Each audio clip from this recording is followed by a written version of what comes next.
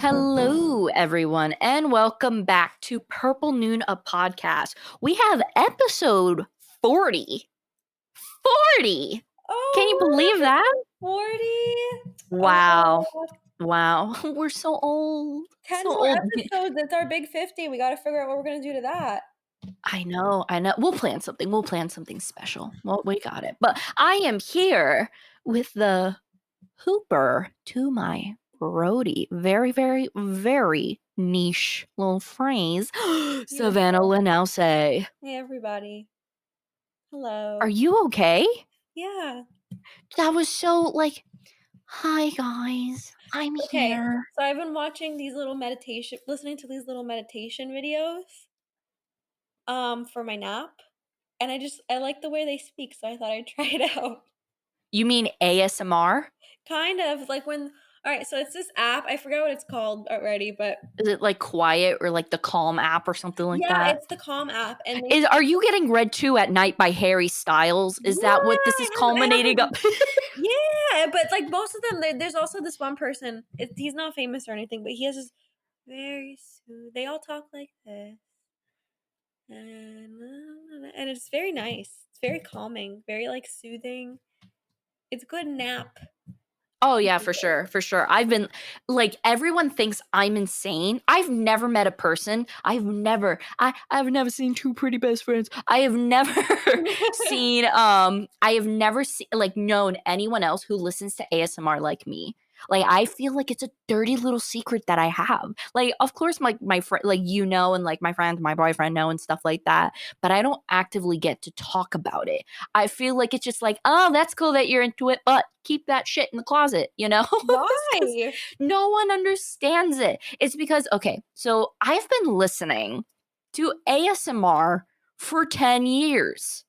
I feel like it's this weird thing no one knows about me where it's like I have been programmed to where when I go to sleep at night, I can't fall asleep unless like it's become like normally ASMR and all those things are supposed to help you get to sleep.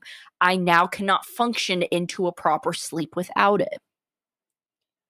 Are you just like used, like you need it now? Yeah, I think I formed a dependency on it. I could understand that though. I could. So yeah, I've been listening to it for 10 years. And occasionally, if you go on YouTube and check out the Purple Noon playlist, you'll see that I've accidentally added in an ASMR video occasionally because I added it in the wrong playlist. But hey, like if you guys are having trouble like falling asleep or even like taking a nap, like it really helps. It really Yeah, does. not all of it is sexual. Oh. Oh, you haven't gotten to that side, haven't you? Wow. No, like there's a big stigma, like where people are like, oh, because there's a lot of e-girls who just lick microphones. That is not my thing. I like a good, honest snooze. You know, it's funny because I came to this conversation very honest, just very innocent. Like, oh, I like little stories before bed. And then I find out people are licking microphones. That's like Yeah, like if you literally look up, like there's like, it really is not like, I just need like, my favorite is this Russian woman that's like, go to sleep. I'm like, oh, like I knock out.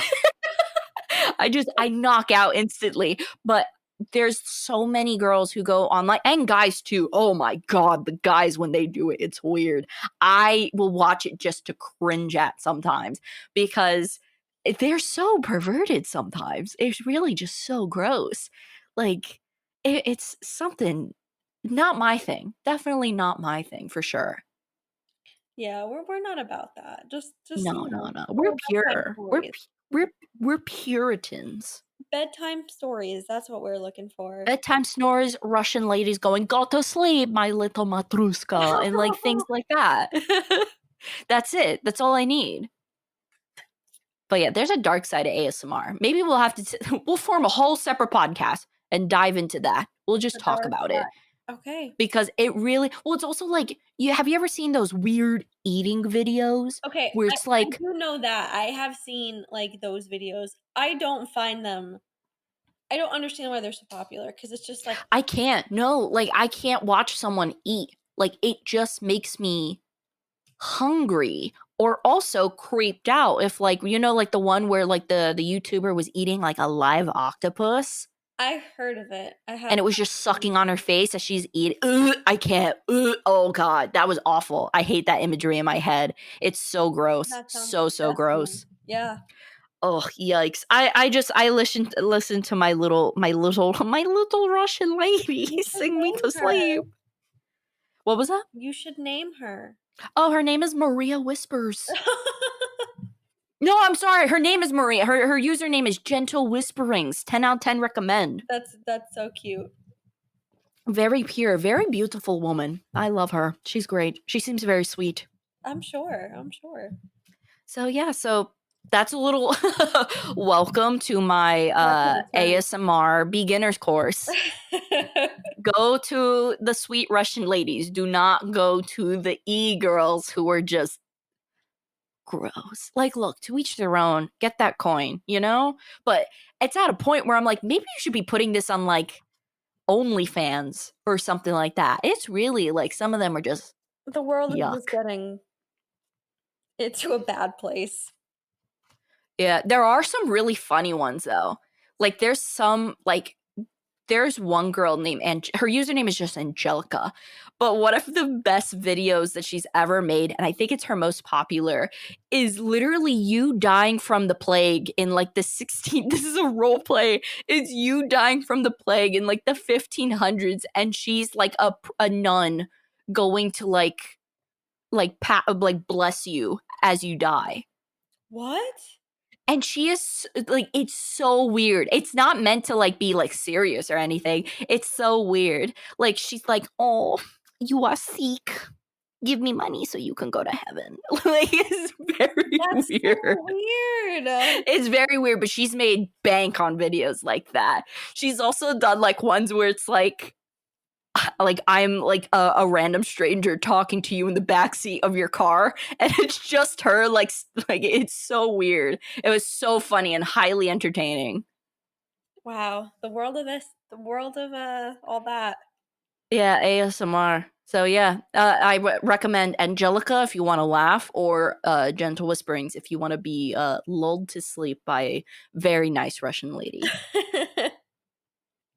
But how have you been? How's everything going?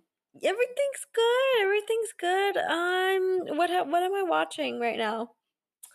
What am I watching? I am waiting for The Crown to come back on in 2 or 3 more days. I'm really excited. Ooh, nice, nice.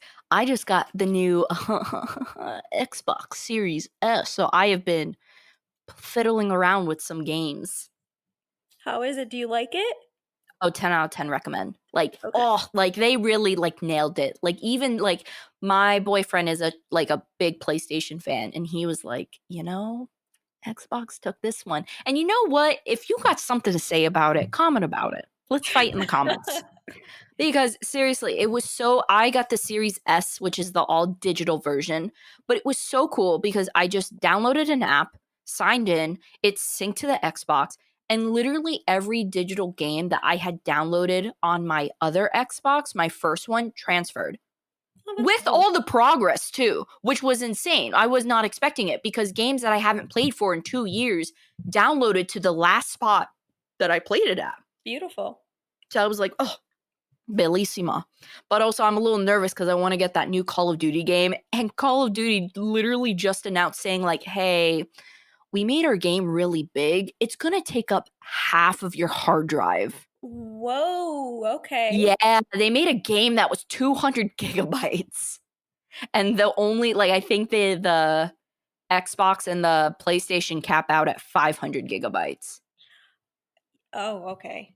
Yeah, they really can't. They really, I don't know about that. Am I still going to download it? Hell yeah, but I might literally have to delete every other game on my console, though, in order to accommodate it. So did PlayStation also release something? Yeah, they came out with their PlayStation 5, but they really done goofed it, you know? I heard some of them were exploding. Oh my god, what? I heard some of the new ones were setting on fire. See, I don't understand because also like malfunction. I heard they're just not working. Okay, yeah, I did hear that a lot of people when they got theirs, because I did mine, I did my Xbox as a pre-order. And so for the people who got the PlayStation pre-order, there was an issue where they were doing like the digital downloading that I did, but it took up too much storage at once, and it just made their PlayStation crash to a point where they have to like call up PlayStation or, you know, pretty much sign forms and, you know, pretty much contact someone and get a new PlayStation. Oh, That's rough. That also, it's a bulky thing. Like my Xbox is tiny. It's smaller than a textbook. Whereas the PlayStation looks like a shrine. it Like does. it looks It's like really an bulky. award to something. And I don't think you can place it like horizontally. I think it can only like stand up tall. I know Paulo's lays flat. I don't know if that makes sense. Yeah, because the original, like the one before it lays flat too, because I have that one. But it seems like this one, the newest one, you can only place it vertically, which is awful if you have shelves. I see. Yeah. Because I think it's about a foot long, like when it stands tall. Okay. So a lot of people are not able to fit it. At least that's what I've heard. I have not seen anyone like place it horizontally. I don't think you can do it if you have the disk drive, but Xbox for the win on this one. They really, really stepped it up. All right. All right. So yeah, if anyone is like, should I get the PlayStation or the Xbox? Get the Xbox, man. Get the Xbox. Go digital. Save the earth. We don't need any more plastic. Those cases that, oh my God. Like they literally, GameStop will take the case that you bring in, throw it out, and then replace the case. Like it's so wasteful. Go digital. Xbox got the deals. You just need an Xbox Live Gold account and stuff, and you'll get the digital coupons. It's fine. It's fine. Xbox sponsor us. Oh my God, I would piss myself if I got an Xbox. Like, really, not to like, if any Xbox official, Microsoft or Taco Bell. Taco Bell did a promotion with Xbox and was giving some Xbox away. Look, I will gladly do a full-fledged review on each Xbox. I'm here. Call me. I will support you. Thank you. I appreciate that. That's it. I can't really add anything else. I'll just be like, wow. Support my little gamer dreams. Before we get into the review, so there's two quickie things I wanted to talk about. The first one being, so I did a little research. Yeah, if you're listening to this on YouTube, why are you not subscribed?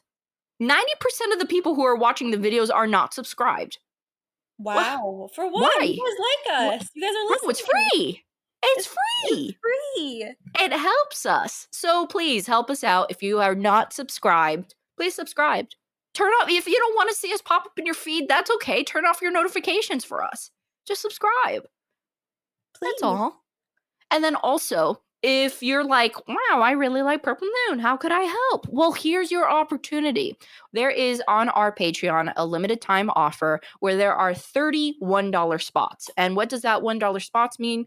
Well, typically our $5 little range gets you a shout out on the show. But for right now, and to kind of help speed things up and get, because, you know, bills are coming in. Bills for Purple Noon are coming in left and right.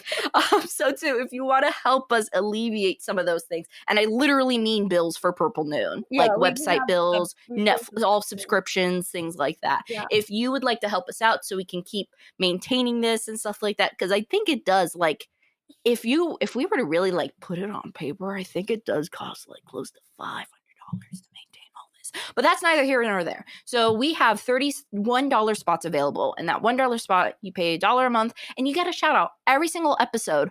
As long as you have that tier, you get, if you're one of the first 30 people to do that, you get that tier for life as long as you keep coughing up your moolah.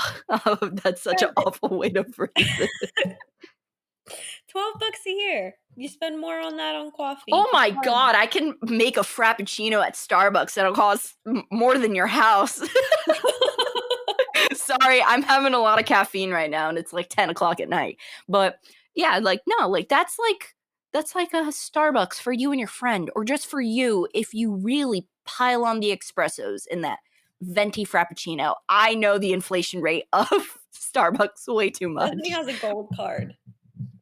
Why does that? Okay, Okay, fine. You really want to put me on blast for that? I'll explain. Yes, when a few years ago, when I signed up for Starbucks and I made the gold member, whatever it was, I got a card, a personal card that had my name on it. And yes, do I use it? Yes, but everyone kind of missed out on the boat. It wasn't just a thing for me. It wasn't just like, thanks, Stephanie, for spending like No, $1,000 a year on us. Wait, what?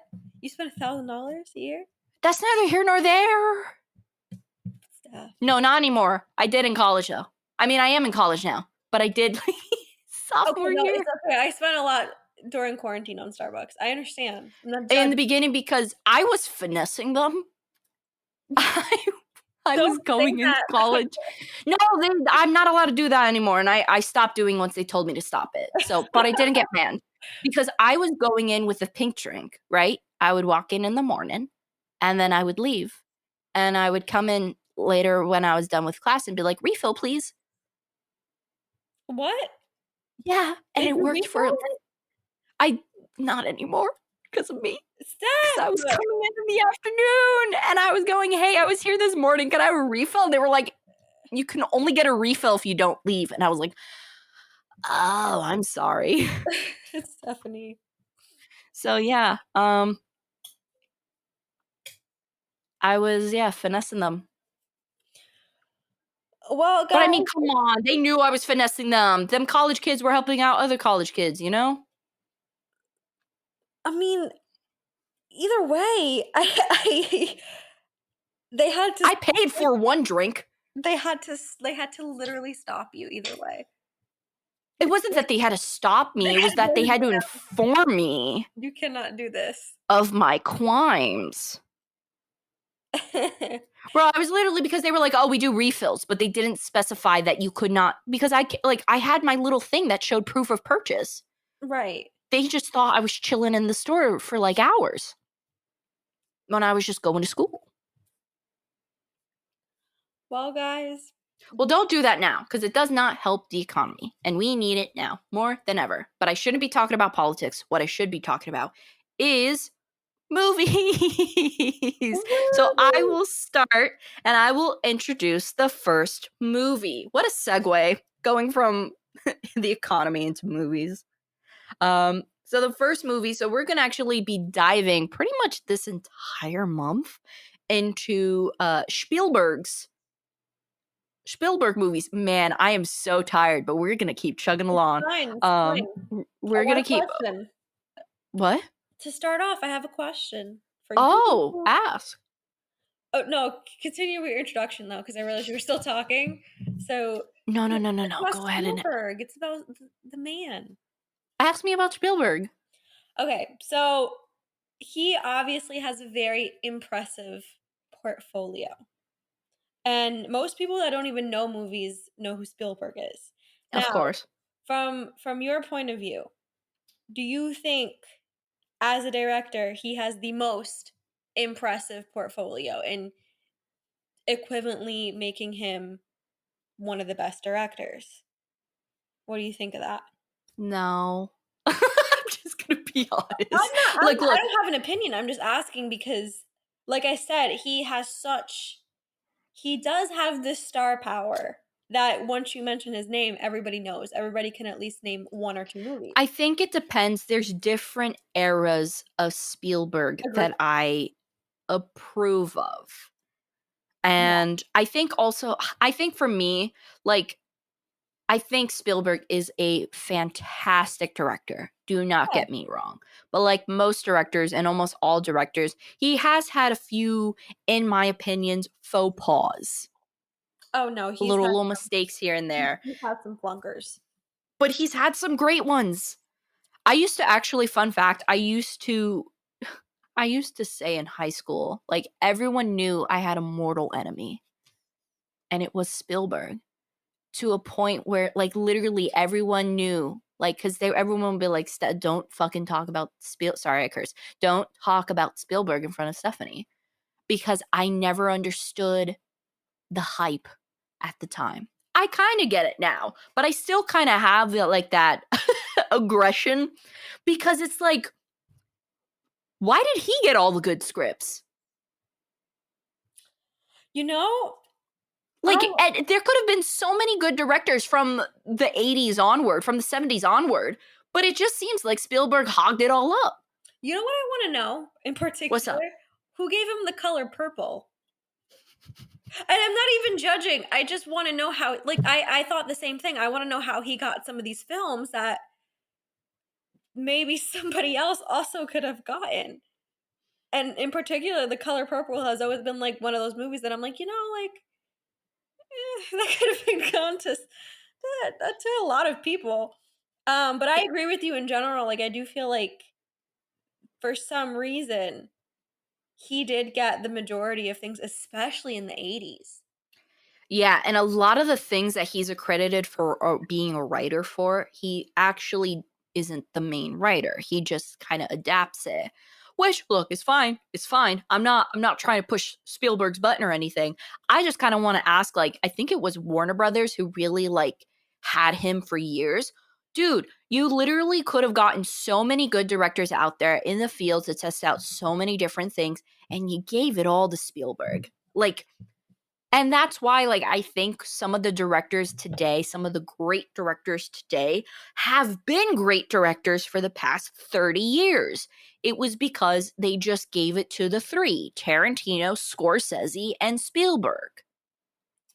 Yeah, yeah, agreed. I could definitely just from, if you noticed, a lot of his movies seem to be either back to back or only a few years apart. And most of those movies that are a few years apart or like, you know what I mean, are bangers. Yeah, like, they really just gave him all the good stuff. And it's not like, and here's the thing, if he was the writer, the sole writer for all of this stuff, like everything he wrote was based off of his writings, I'd say keep it going. Keep it going. But majority of his stuff is adapted. So that's why I'm like, like, I think Spielberg is good, but you couldn't have given any other director a chance because you just gave everything to Spielberg. I am going to say my favorite Spielberg is like his adventure movies. So Jaws, Indiana Jones, E.T., Jurassic Park. That's it. I'm not saying any of his other movies are good. Obviously, Schindler's List, Saving Private Ryan. But personally, I I think that's where he shines. I'm gonna get a lot of flack for that, but I really do think that's where he No, shines. not as much flack as me. I think Spielberg's worst films are his best films. Because Poltergeist. Poltergeist. Are you kidding me? No, That's the I've always banger. thought Poltergeist is great. I've never like who Yeah, said but like, here's the that? thing. Like, Poltergeist, look, you like, look, and I think Jurassic Park is great. Who I think doesn't like Jurassic Park is Jurassic Park great. though? Indiana Jones is great. Harrison Ford, come on. A.T. is great. Love E.T.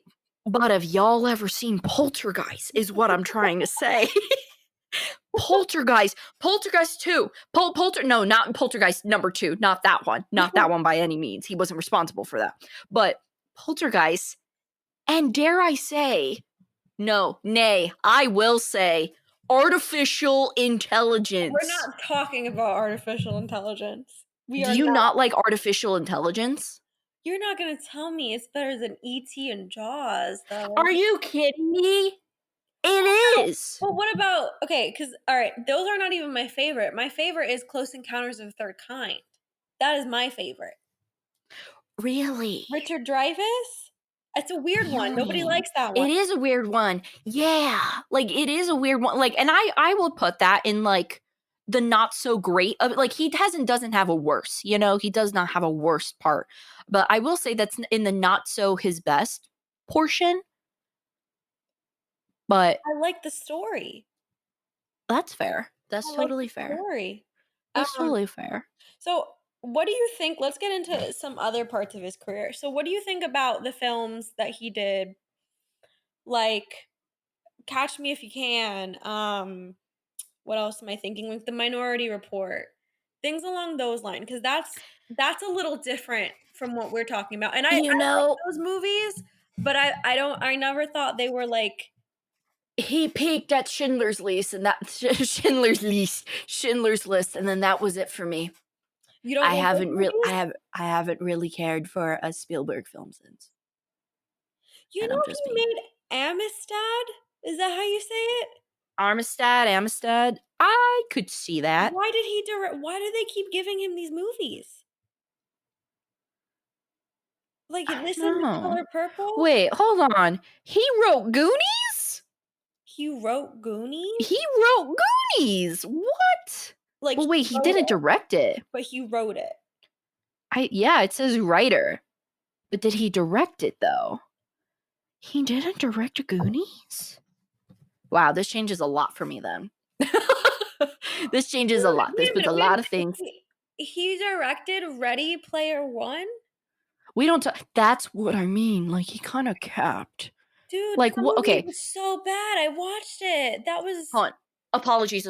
Look, so he capped out for me at AI. That was his peak. That was his, his croix de voix, however you want to call it in French. I just made that up. That's not a real word. But then he did Catch Me If You Can, which, look, I love me some Leo. Not a fan of a Leo and Spielberg collab. Just not my thing. I don't think it meshed well. I liked it. I didn't think it was a bad movie. I enjoyed it. I liked the But pace. but then we go to War of the Worlds. Stephanie, no, that for me, we don't talk about that. We do not talk about. And then we went a little deep down further into Crevasse, and we have Indiana Jones and the Kingdom of the Crystal Skull. I forgot about that. I forgot that was a thing. And then we went to Adventures of Tintin.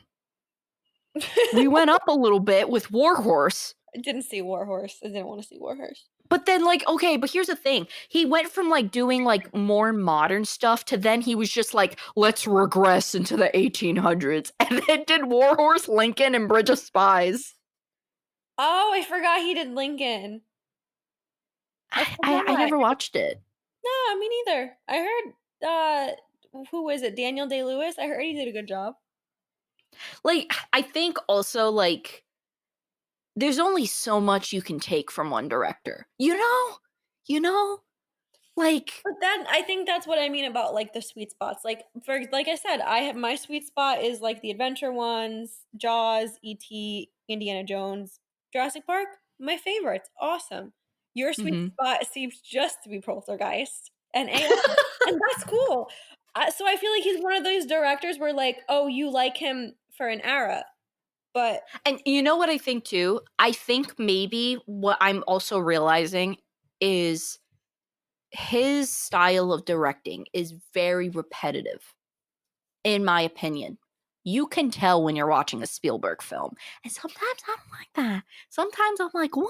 you want to change it up. I see I what you want to mean. change it up. Like, okay, like someone like Tarantino who has a far, far less filmography. His films come out every few years, So you're like, okay, like I get my little Tarantino fix here and there.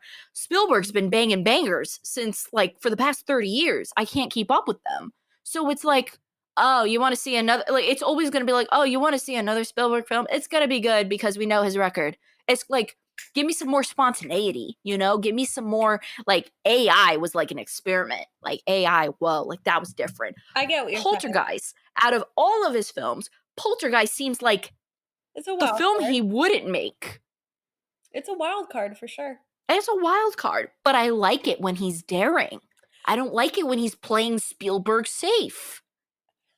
Have you seen Empire of the Sun I have the DVD. I have never seen it. with Baby Bale? Baby Baby Bale. Christian Bale? I have not seen that. How have I seen Newsies and I haven't seen Empire of the Sun? Are you I'm saying looking. that he made Newsies? No, I'm just talking about Christian Bale. Oh. Christian Bale, Baby Christian Bale's in it, and Baby Christian Bale's in Newsies. Oh.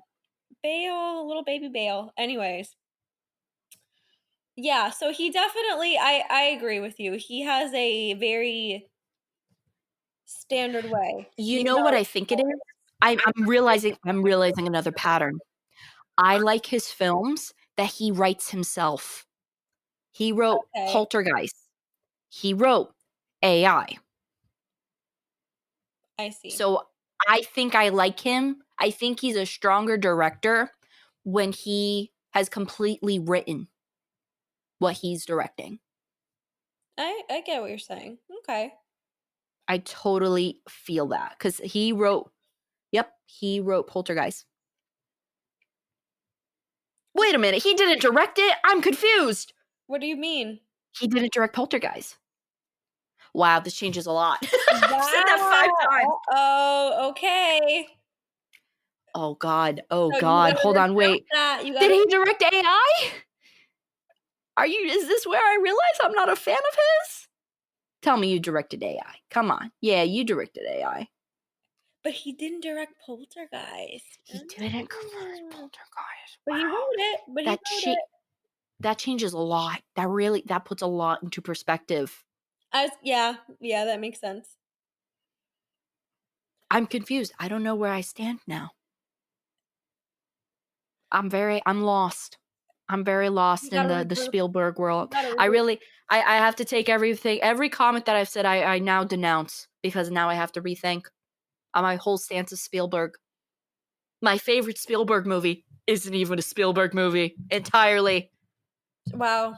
I've been cheated.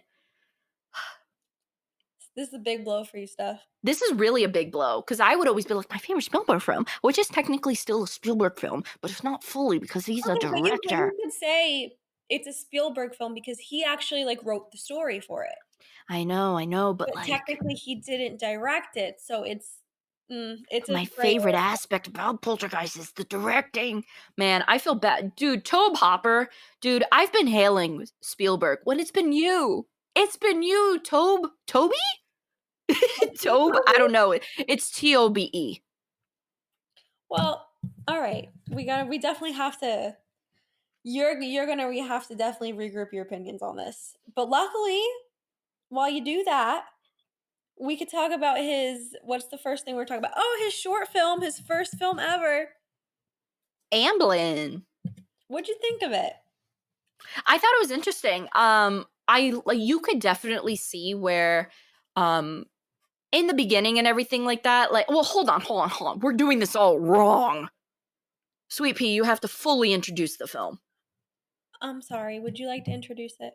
Sure thing. I I have no got you. information on it. It's okay. It's late at night. We're a little goofed up. It's fine. So Amblin came out in 1968. It is a 30-minute short film. You can find it available on YouTube. And pretty much the tagline is they were both wanderers, but to be more specific, hippies. And it stars Pamela McMyler and Richard Levin. And it was kind of like a student film. Like I believe it was the first film that Spielberg ever really made. So I'm gonna bounce it back to you, Savanna. What did you think of Amblin? I thought it was good in the sense where, like, well, first of all, it's a silent film. You don't hear Mm-hmm. talking. So I thought it was good in the sense where, like, you didn't actually really need the talking to understand what was going on. Like, I think he did a really good job at, like, giving the audience, like, structure, and then, for me, when I was watching, I was like, "Okay, like, I actually do understand, I feel things, I could feel what the character's feeling." So in that sense, I think he did a good job there. But,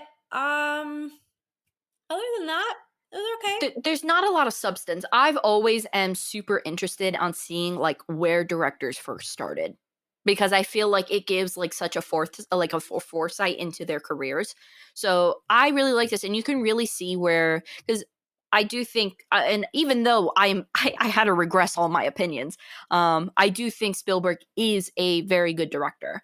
Oh, yeah. And one thing I noticed I was really like pleased with is normally you know me, Savanna. I am someone who will stare at a movie and will scream on the top of my lungs, put it on a tripod.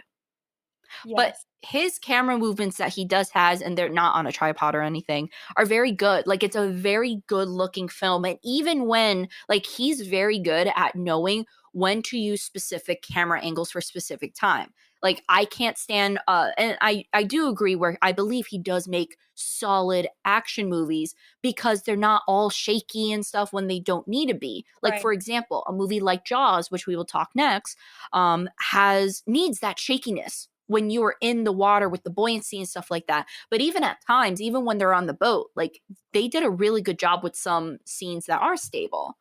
But it Yeah. would be so nauseating if, like, the entire time, like, the camera was swaying from beginning to end.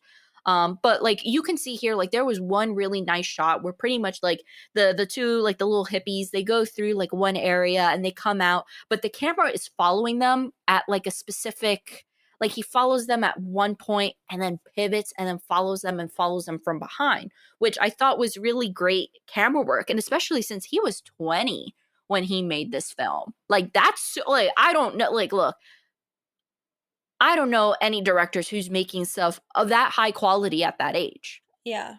Like, normally directors and stuff don't peak until they're in their 30s, 35. That's when their name really starts getting out there. So it was very, very I was very impressed, and also the name of it is the name of his production company, Amblin. That's cute. That's very, very cute. So there's not a lot of substance, No, but but the I do background. think out of all of the director's first short films and stuff like that, I do think this is like top tier. And I do think Sure. you see like a great insight into Spielberg when he was first starting out and everything. And as someone who wants to be a director, I really appreciate seeing that stuff. Yeah, I also think I don't know if he was in control of that, but like the actors he picked were for what it was very good. Like I said, like for not being able to speak, you did kind of understand like the feelings going on, the emotion. So I was kind of happy to see that at least because of, not much structure other than that. But yeah, I agree. It was pretty good. Yeah, no, the actors were good too, and they were very, and I think he did a really good job in directing their emotions and how they casted them and everything. And I've always think he's been I've noticed in a lot of movies with directed by Spielberg, um, that you'll see some of the best performances out of an actor with Spielberg. And I think what makes Spielberg great is, even though I kind of low key trash talked him for a second, he does know really well how to work with actors and squeeze like the best performance out of them. Sure. Like, I mean, let's look at Schindler's List. Like, let's look at Craig T. Nelson in Poltergeist, even though he really didn't direct it. Oh my god. But just things like that. Like, I think like he's very, I think maybe the reason why he was picked over and over and over again to work on these studio blockbusters was because it seems like not just he knows what he's doing, but he knows exactly what needs to come out, like, of all these actors and everything like that. And I think maybe, I mean, look, for as long as a career that he's had so far, people must love working with him. Yeah, no, I agree. Definitely. So what do you give Amblin? 7.5. 7.5? Okay, I'm gonna give it a 7.2. Okay. I like All right. that. Would you like to introduce us to Jaws? Sure. Okay. Jaws came out in 1975. It's about the summary is when a killer shark unleashes chaos on a beach community, it's up to a local sheriff, a marine biologist, and an old seafarer to hunt the beast down. It stars Roy Schneider, Robert Shaw, Richard Dreyfuss, and Lorraine Gary. I want to make a statement about Jaws. Okay. I think the reason that it still holds up to this day, its success and why it's still talked about is because in the 30 almost 40 years, well actually 40 years this movie has been out, no Mm-hmm. one has been able to recreate the shark genre. And if you notice, I don't know about you, I have never seen a shark movie that is well done. You always got Sharknado, Yeah. Piranha 3D, or Deep Blue Sea, like just trash, like straight up trash. Um, so I think that's where this movie stands alone. in particular because and why it's a 40-something-year-old movie, but 45 years old. yeah, so but it still holds up. Like if you could watch this once a year, it still holds up. And I do think it's because for some reason, I don't know why, if this is just a one-time deal, but the shark genre just can't be replicated. Like Jaws could never be replicated, even in the sequels. No, So I think it I holds up. totally agree. I totally agree, and I really think, and once again, like I think you are totally valid in saying that Spielberg's best work is done in action. And Yeah, the reason why is because there, if you compare all the action films today and compare it to all of Spielberg's work, all of them try to live up to Spielberg's work, his action movies, and they never match. And right. I think the real reason why is because we live in a digital society, but there is something special about watching a movie like Jaws and seeing the actors actually react to what's in front of them For as sure. opposed to a green screen and actually being able to tangibly react to something. I think Completely. that makes for, because like even if it's not real, you cannot tell me that that animatronic is not scary as hell. Yeah, absolutely. Like it's so creepy, and I think that's what it makes a movie like this stand out. It's also like why I think a movie like The Thing, also in horror, stands out because they all used tangible uh and real special effects. And that makes such a huge impact that I feel like production companies today don't want to acknowledge. No, absolutely. And if you notice, like the horror genre and the adventure genre has gone very downhill because of the use of CGI. And Yes. people wonder why, like Jaws, Indiana Jones, like action movies hold up from the 90s and the 80s. It's because of what you're saying. And the reason things aren't like, I'm sorry, but aren't so scary anymore, aren't so believable is because like even in 2020, we know it's a computer. We Yeah. know it's not real. Yeah. It just is what it is. So it's just such a different feeling for sure. However, I do think that there is hope for technology to surpass that boundary.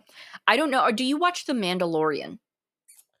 I've seen a little bit, but I haven't So all The of it. Mandalorian is a new obviously it's a show on Disney Plus, and it's based off the Star Wars series. It's a derivative of the Star Wars series. Um, what is making headlines and what is making, and people are watching The Mandalorian not only just because they're Star Wars fans like me. I'm not a huge Star Wars fan. I'm about to start watching The Mandalorian because of the pioneering science, like the effects, special effects that they have done. Right. And I forgot the specific name, but think of like I think it's like the name like the globe or the circle or something like that. Where essentially the way, instead of putting actors in front of a green screen, they literally made a dome with thousands upon thousands of TV screens that are all interactive. So when you see Wow. photos of The Mandalorian, Yep. they didn't shoot on location. They shot in a warehouse with this giant globe thing.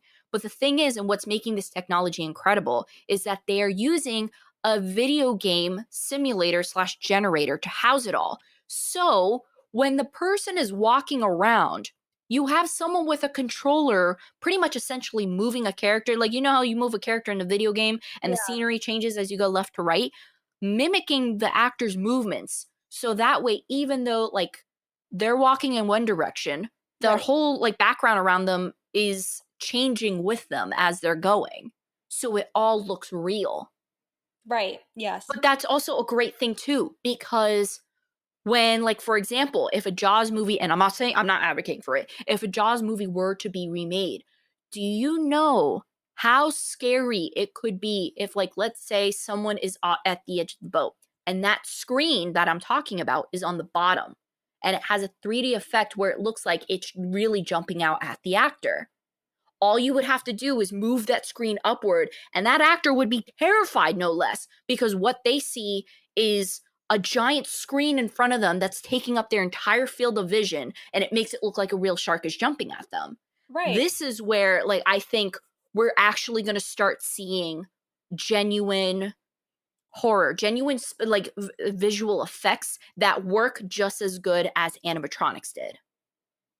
That's gonna be really interesting to see once they start, like, expanding the genres. Like, if that Yeah, can be because gore especially and if stuff. it's not just a photo. If like, because imagine if now we can actually use, like, now if we wanted to remake Jaws, we can do it with a real great white shark without actually harming it and getting PETA involved. Because all you would need to do is get video footage of that shark. Yeah, And then you could literally manipulate it to do anything. that's really crazy. I think you sent me a video from the You making. gotta watch it. You You got sent me it. it's I've seen it. literally mind-boggling I've because it was so realistic to a point where when the actors like when the producers and things like that walked onto the set and they were like, "Hey, wait, I thought you were going to do a background change. Like where's there's our the scene is not set." And they went 1 second, bloop, and the whole background just changed instantly. Like, that that's is insane. Like, that is actually insane. And it's such a good technology that I'm hoping will be utilized for films or shark genre films and things like that, things that have gone lackluster due to technology. I totally agree. I think what you're describing is the future. I just think, like, if you have the money, do that, but if not, animatronics. Oh, 10 out of 10. I think the reason why production companies have stayed away from animatronics and stuff is because one, it can be very costly, especially if there's malfunctions. And two, I could see, if maybe like during a Jaws film, someone got really injured while being an animatronic, it's all steel, Like I could see the reason why production companies would want to stay away because they don't want to see their actors. Oh, I mean, Oh, yeah, really, they don't want a totally lawsuit, get that. but But I did could you hear? totally see that. I just think in general, well, did you hear about Tenet that um They blew up a real plane. because it was too expensive to do it through CGI. Yep. So it's just, I think in general, not even with animatronics, but just in general, doing like real stunts, real explosives, it's gonna be either way. I think that's so much better than doing CGI sometimes. And what you're describing is probably the way of the future.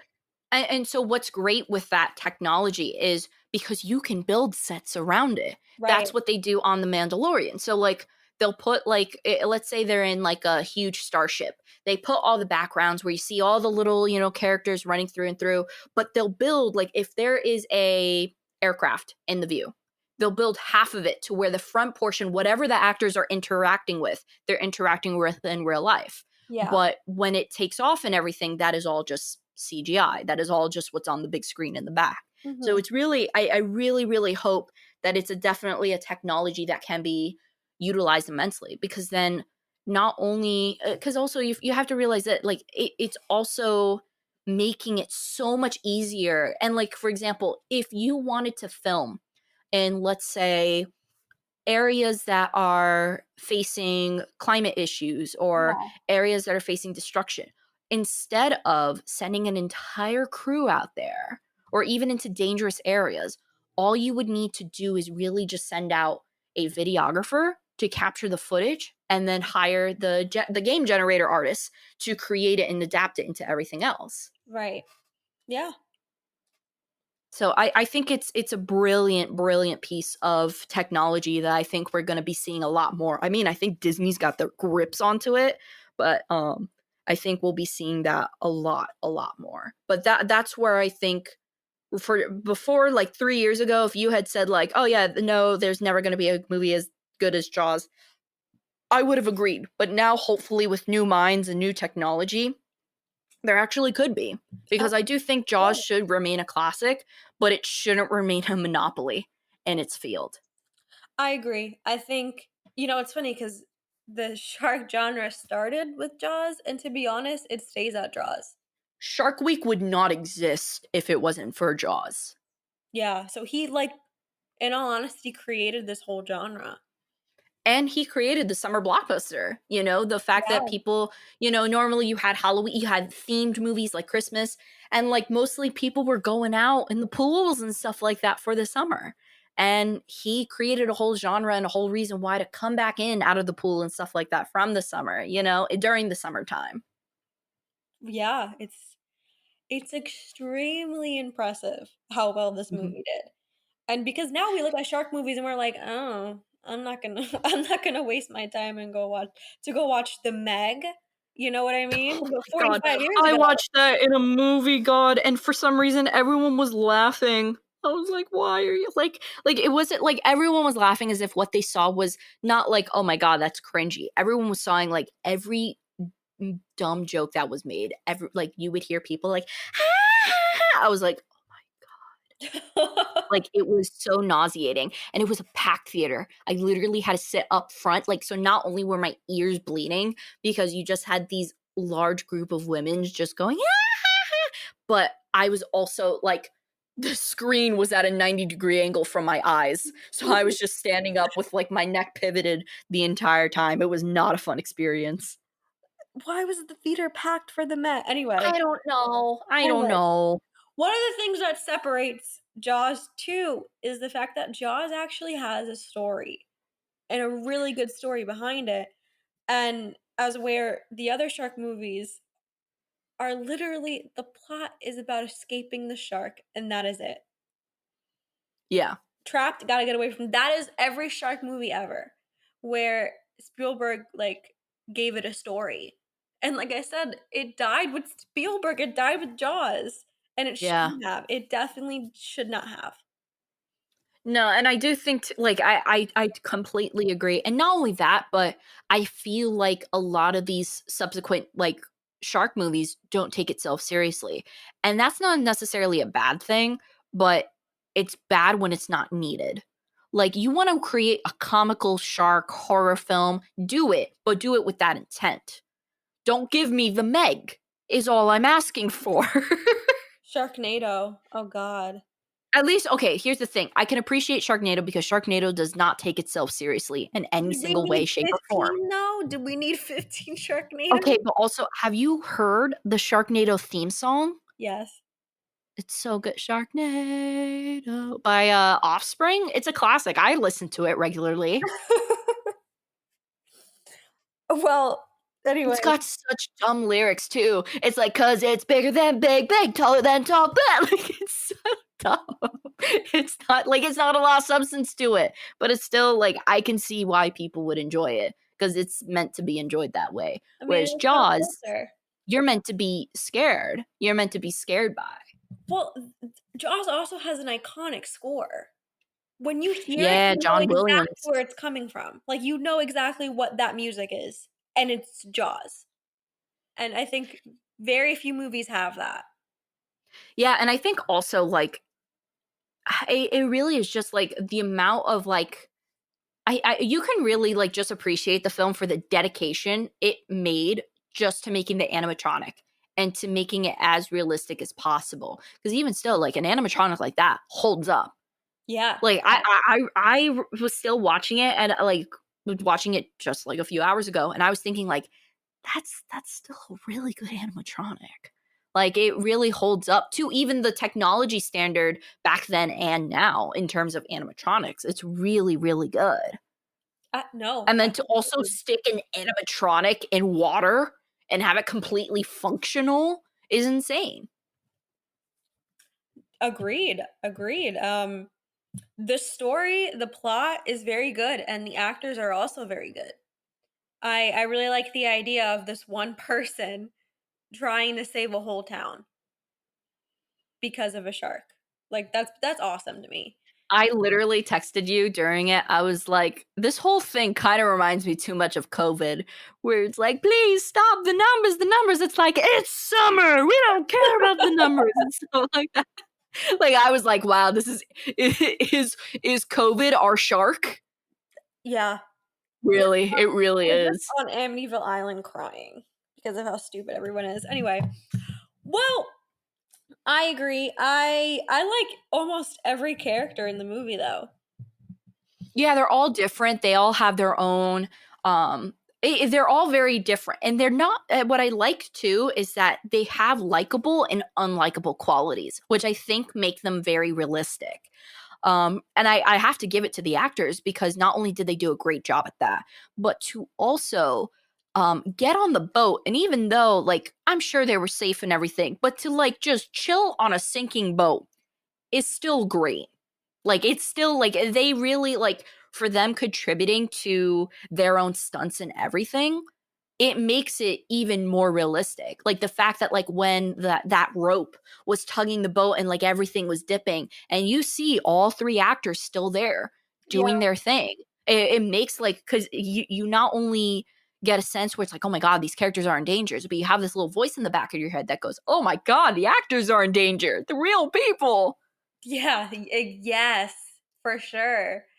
Um, one of the scenes, it's not on the boat, but it's the scene where it's like the 4th of July and what is his son is like in this little pool area and they're on the surfboard and all of a Mhm. sudden the surfboard just flips over and the kids go off. I'm sitting there, I'm like, "Oh my God, I hope these kids know how to swim." Because they Yeah. flipped off that surfboard. But there was a lot of scenes in that movie where I'm like, a lot of people could have gotten hurt, like, many different times. Even in the beginning Yeah, scenes, how it was about all that like one guy who was like, who saw a shark, didn't say shark, instead he just tossed a bunch of kids off a raft and just blew right through them. I think that's the scene I'm talking about. Oh, you're talking about the guy who flips over the raft, or are you talking about when the boat just tips over? No, no, no, no, the boat I'm talking about the other thing, you're right. Okay, because there's one part where the guy, he just sees it, doesn't scream shark or anything, just literally tips a little child's raft over, and the kids just fall in, and he starts swimming on top of them, just trying to get through. Yeah, so I forgot about that. Oh, Um, wait. Before we continue, you know, can I tell my famous shark story? yeah, sure. Okay. I think I've told you this one before. Fun fact. I went to, I believe it was Discovery Cove, where you got to do like a swim with the fishes type of thing. And it was safe-ish, but it was like the type of thing where it was like, okay, you float on top of the water, you don't submerge fully, you just float, the currents carry you, and you cannot make any motions or moves. If something is wrong, you put one hand up in the air and a lifeguard will come and get you. But if not, you just keep floating along. You can't scream, you can't flail because it's still dangerous. There were like things that could bite you and stuff like that. So I'm there and I'm like enjoying it. I'm seeing all the coral reefs and I'm like, whoa, this is so cool. And then I feel something stab me in my gooch. And I'm like, what? What? Like, I didn't know. I'm like 12 years old. I don't know how to comprehend it. So I immediately feel out. And what do? I tilt my head downward to kind of see my floating body. What happens though? A hammerhead shark bumps his nose into my shin, forces my neck up, and I feel his dorsal fin just cut me from the gooch to the mouth. Like full, like those fins are tough. Let me tell you, those fins are like, imagine taking an oar, and just rubbing it against your body. And I didn't wave my hand. All I did was I screamed Oh, internally as loud as I could because it terrified me. I mean, no joke. I had a hammerhead shark rub itself against me, and it was creepy and it was weird. And so, luckily, though, like, no, my mom literally, like, she didn't know what to do because she looked over and then she sees the shark rubbing itself against me. And she's just like, my daughter's gone. That's it. And so she's waving her hand, doesn't point in my direction or anything because I'm frozen. I'm frozen. And so they go assist her and they're like, what's wrong? And she goes, no, it's my daughter. There's a shark rubbing against her. Help her. And so they kind of like meet me, like the shark eventually moves after it's gone through. And then they immediately grab me and I'm like, and they're like, what happened? And from the inner corner of my thigh, I was just beet red and up to my chest and neck because of how hard this dude was putting pressure against me. was it just trying to like beat you up? No, I think it was trying to size up to me, you know? Like, I think it was just like, let's see. Like, I think it was like, let's see how big this girl is. Cause I was a chunky kid. I think it was like, let's see how big this kid is. And so it kind of did like its own little size comparison with its dorsal fin. But that's kind of cute. Dude, no, it was like 6 feet. It was 6 Oh, feet. It was, it was, it was still a shark? baby. Hold on. It was like not a baby. Dude, it wasn't like a little Mako. It wasn't I like a don't know little why I'm thing that you can thinking. get at PetSmart and stuff. I Hold don't on. know why I'm thinking it was like smaller. I don't know why. I'm not picturing a big shark. Well, not a big one. I'm Hold not on. Let me tell you what the average size of a baby hammerhead is. because that's scary. Now I understand. I'm like, oh, it's a little baby shark rabbit. No, no. Yeah, no, they're about yeah. When they're born, they're usually like 6 feet. Oh my gosh. All right. Well, I'm Yeah, when they're sorry to like have that born and like experience. first being born, they're usually like when they're like not fully all the way because they end at like 10 feet. So this one was 6 feet, really just having a time. It was I'm terrifying. It so was sorry terrifying, that but I was will your always have that experience. shark story. I'm so sorry that was your experience at Discovery Cove. That's I mean, I think I still had a good time, so I can't remember anything else from that day. I only remember the shark. everything else But is hey, dark. if you're in the area and it's not COVID, go to Discovery Cove. Yeah, it Go is. to Discovery Yeah, I Cove. might go. I might just not go in the water. Dude, I related so much to the sheriff, the main character. I'm one of those people that don't like the ocean. It scares me. If Oh. I don't have to, I go to the beach and I sit, put my feet in. I'm a reader. I'm a studious speech goer. I just read. Why don't we go to the beach together? Because everyone's pressuring me to go in the ocean every time I go, and No. they don't understand that I The the only thing I like doing in the ocean, I only like going to beaches or ocean or lakes with crazy waves. And the reason why I say that is not because I like surfing, but I like doing a little something I call body surfing. Where as a kid, I strapped on some goggles. I went to where, like, you know, like when the tide rolls up, yeah. like up to the shore. Yeah, I would just ride that in and start flopping on the on the shores like a little fish. Are And you then I'd okay? like to be Were you carried back okay? into the wave and just be regurged by the ocean. Were you all right? Mentally, no. Physically, I was okay. I got like Fun. I would always lose my top. I would always lose my top. I've never been in an ocean once where I've never lost a part of my bikini. I've never. And I would wear full body suits too. So that's saying a lot. But I would just like riding with the waves. Okay. It was a fun experience because I'd be like, wow, like and seeing all this stuff. Meanwhile, I'm literally rolling in like shells and stuff like that as I'm being thrown onto the beach. Dude, let's go to the beach together. Because Okay. I went to Aruba. I wouldn't stay in the water for more than like 20 minutes. I don't like the ocean. You got to body surf. You got to body surf. You got to get a nice, comfy Where? bathing suit, and just what like it's got to be like when I say like rolling tides, like where it like you know like you can get like you know like when you're in the ocean and like a wave comes and like it shoots you up like 3 feet in the air and you come back down. Yeah. Yeah, like that's the type of waters I look I don't for. know. I'm My afraid. parents always bring me to weak beaches. I'm like, I I don't know. What was I gonna say? What do you okay? it's hard to come back from a We conversation need like to get that. back on track. Who's your favorite character in the movie? Who do you like? Who's your number I one? do like the sheriff. I do like the sheriff, but I think I liked the complexity behind Hooper. I liked Hooper a lot Yeah. because he kind of came in first as like this little, hi, I work for the oceanography team.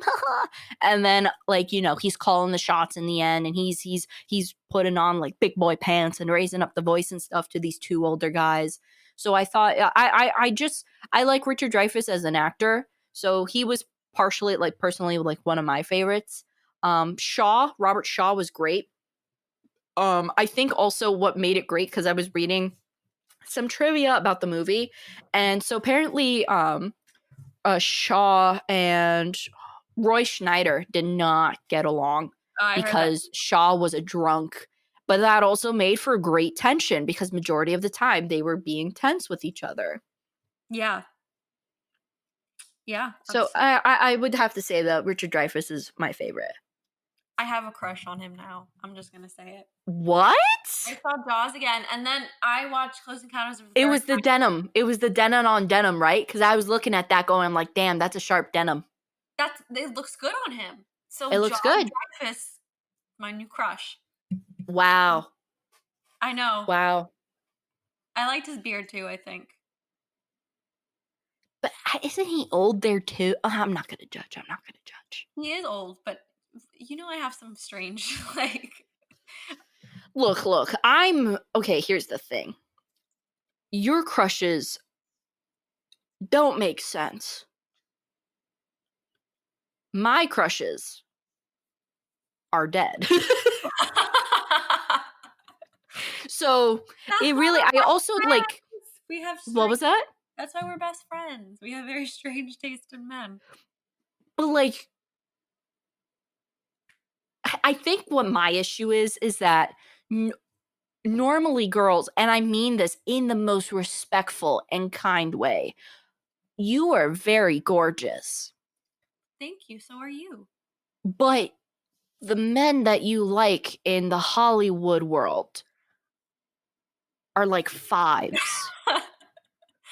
And you're over here popping out of 10. And it's just a weird juxtaposition. It's just a weird juxtaposition, you know? Like normally, and also normally girls like the guys that are unrealistically good looking, like the Zac Efrons and, things like that. But you're over here lowballing it. It's, I could say the same thing for you. You're very pretty and you have some you're also a 10. And some of the men that you bring up, I don't even like who? I don't know how to rate them. Like who? No, you're gonna get mad at me if I say it. Who? I never understood Haley Joel Osment, for one.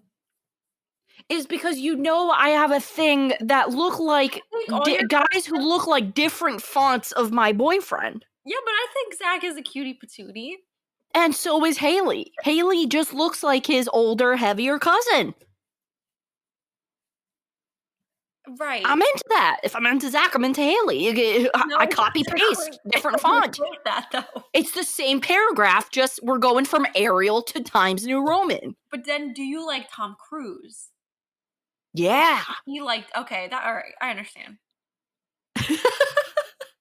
It's very also hard to explain how, for people who haven't seen my boyfriend, how he literally looks like 13 different celebrities at once. If we have to narrow it down to one, it's Tom Cruise, but he also looks like a lot of people. It's Haley Joel Osment, Jim Morrison, Max Theria, a little bit of Chris Pratt, like just a lot. It's a lot.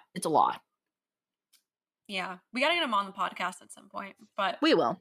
I don't know why I go for the guys I go for. It's just something clicks in my head one day and I'm like, you know what? Like all the guys you like in the Hollywood world, I could see you either like saying like, oh my God, like this guy asked me out on a date at like the bowling alley or the library.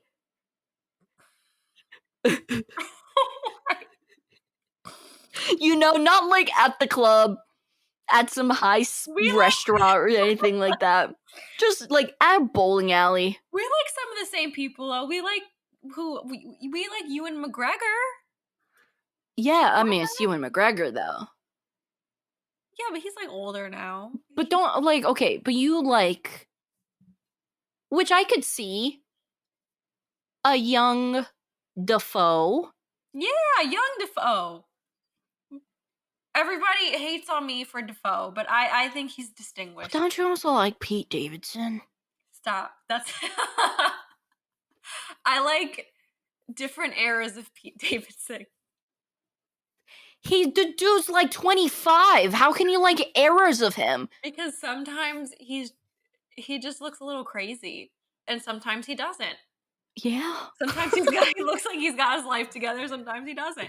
I also like Rami Malek. and everybody doesn't understand that one too. He was in Bohemian Rhapsody. Do you like Jeff Goldblum?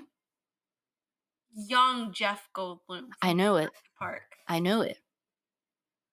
What's up with you and guys with weird eyes? My husband has really big eyes. I like very skinny. You like guys who would play lizards in animation films. No, Paula doesn't listen to this one. I do have a thing for very large eyes. I just have a thing for celebrities. Like, literally, if any guy, like, pre-dating Zach, if anyone was like, hi, and looked vaguely like a celebrity, I'd be like, I'm in. But I will say, you, like, Zach is a perfect manifestation for all the celebrities. I know.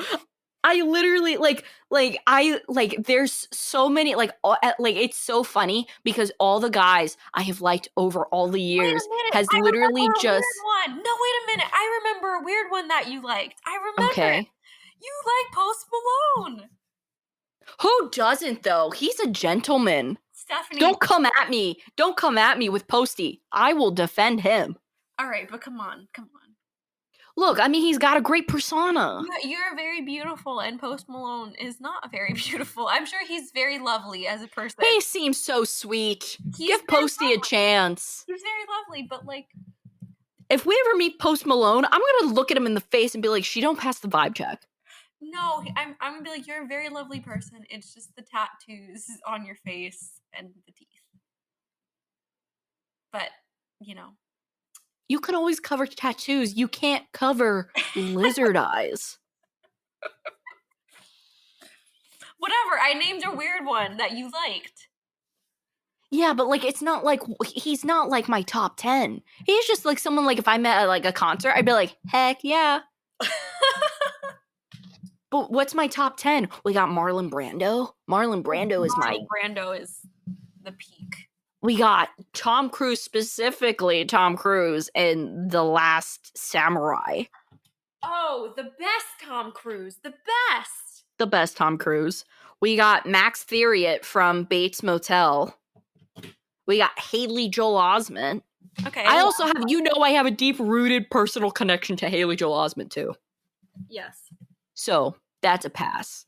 I like Alain Delon, obviously. Oh, well, of course. I like Pratt. I like Big Trouble Little China. What's his name? Oh, Kurt. Oh, I love Kurt. I love Kurt with my heart and soul.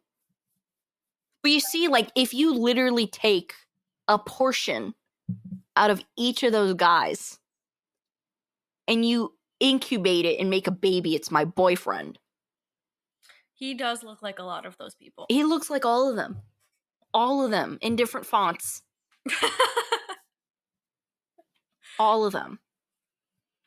I think maybe it's just German. Maybe like all of them have like a German aspect about them. Maybe. I thought, no, Zach is German, right? Yeah. So you don't know. Okay. Well, he's something. So he's something. He's Caucasian. But then also remember, not to be like too out there, but there's different possibilities from where my boyfriend hails from. So I always go like, you could technically be related to Tom Cruise. You just don't know it yet. Where is this review going? Where did we go? Down the toilet. But it's fine. It's totally fine. We got into I just mentioned Richard Dreyfuss, and then we started talking about our taste in men. It's fine. They get to know a little bit more about us. And plus, technology. They can always skip that portion and get right back into it. So, overall, okay, JAWS. Yeah. JAWS is great. JAWS is quality. Every character has some type of personal dilemma. You see them grow. The plot is great. Shark is scary. Still a good movie after 45 years. I give it a 9.5. Ooh, wow. I rewatched JAWS like multiple times a year. And okay, I can see that. It's got a great rewatchability. It really has a great rewatchability. I love the movie. So. I'm going to say that it is, in my book, a solid 8. Yeah, because it's good, It's not Poltergeist good though. So 8. Oh my god. So yeah, but there's a lot of like I think this movie is so cool too because there's so many different interesting facts about it. Yeah.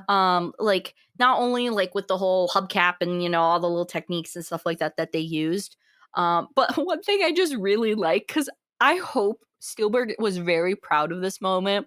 So in the beginning when we first see Roy Schneider at the beach and like the first victim is being like it killed in front of, or the second victim rather is being killed in front of him by the shark. Yeah. The little clarinet that goes doo-doo, doo-doo-doo-doo-doo. That's Spielberg. He plays the clarinet. I could imagine him being just so proud, being That like, should be yes, his accomplishments. yes. I'd be proud too. Good for him. Good for him. Being a part of The shark. Do you know what the shark's name is? Bruce? No. Yeah, that's Yeah. no, it is, and that's why they named the shark Bruce in Finding Nemo. That's what that's awesome. Mm-hmm. But yeah, the movie made a killing when it first came out. It really, I think it at least made 4 times more, at least 4 times more than the budget that it had. Yeah. If you guys have the DVD or Blu-ray, I know a lot of them come with JAWS, like the documentary, how the movie was made. Definitely watch it. It's worth the hour or 2 for sure. Yeah. And I think also and just to kind of show like how, because we were talking about like practical effects and how it can be a little bit dangerous. So in the beginning, when that woman is actually being tossed around in the water by the shark, she's actually being pulled on a rope. She pretty much has like a belt around her, and on either side is a rope, and people were tugging her. The thing is that on each side was a 300-pound weight. Oh my god. So when she was being tugged, each side having like a crewman like tugging to give her like that jagged effect instead of just like slowly being pulled over and everything, it really, really like gashed her. The rope around her body and everything gashed her. So when she's screaming and stuff, it's actually because she's in pain, which I mean is a spooky little element about it, but I can see why films haven't done things like that JAWS has done. Oh no. No, ethically they can't, for sure. Oh, and also, one of my favorite trivias about this movie is the fact that years after the movie came out, the woman who plays Mrs. Kinter, the boy who was killed by the shark. So she went into a restaurant, right? And there was a sandwich on it called Alex Kinter sandwich. And she spoke to the hostess and pretty much was like, hey, I actually played Alex Kinter's mother in JAWS. And the owner ran out, and it actually was the boy who played Alex Kinter. Oh, And they hadn't seen each other since the filming. That is adorable. That's an awesome story. Yeah, so I thought that was really cool. I mean, like, what a small coincidence, too. Yeah. Very nice. All right, Steph, what do we got going for next week? Ooh, yes. So for next week, so we're going to be spacing out our Spielberg film. So let's see what we got for next week. So yes, we got 2 short films and a Spielberg movie. So the Spielberg movie we're going to be talking about next is Poltergeist. Woo! Even though it's not directed by him, but I still claim it as a Spielberg film because I believe it's still one of his best. But Poltergeist. Then we're going to be watching 2 short films. One of them called an American short film called 4 Quarters, and the other being what's that female French director's name? Agnes Varda. We're gonna. Who I was thinking of. So wait, who were you thinking of? Her. When you said French, okay. I was like, oh, it's the cute little. I know who. Yeah. Yeah, I love her hairstyle with the little red and like the white on top. It's so cute. But we're gonna be watching her film, Les Trois Boutons. And then after that, we'll be hitting Close Encounter of the Third Time. We might get to one more Spielberg film after that, but it's been undecided. But at some point before the end of the year, we will actually be getting into the 47 Ronin, part 1 and 2. Exciting. The original. Not that. No. Not that new age stuff. We only do classics here on Purple News. We only do the good stuff here. And then to look forward to in December, we actually have Savannah's birthday coming up. So that'll be her pick. Ooh. That's going to be a fun week too, because we should be able in December, towards the end of it, hopefully, fingers crossed, we should be able to pack on a few more films since we'll be out of school by that time. Very true. Very true. Exciting. So yeah, yeah, I know. So I'm trying to think what else. I personally have been a little inconsistent with writers on the score. Forgive me, exams are killing me. But you can expect either on Tuesdays and Thursdays, writer on the score and Savannah's bit, the good, the bad, and the unboxing. If it's going to be posted, it's going to be posted on that days. If not, tune in the following week. It's also available on Instagram, Twitter, and TikTok. And once again, if you've listened to all of this so far, and if you're not subscribed on YouTube, why? Why? Just click. That's it. That's it. You don't need to subscribe to the bell. Just click. Just click subscribe. That's it. That's all. That's quick. all. Take you 2 seconds. But yeah. So next time when you guys hear us, it will be Poltergeist, less 3 boot-downs, and 4 quarters.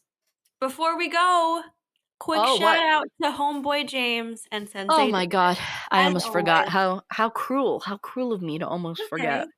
Love you guys. Homeboy James and Sensei David, we love you. Our number 1 fan.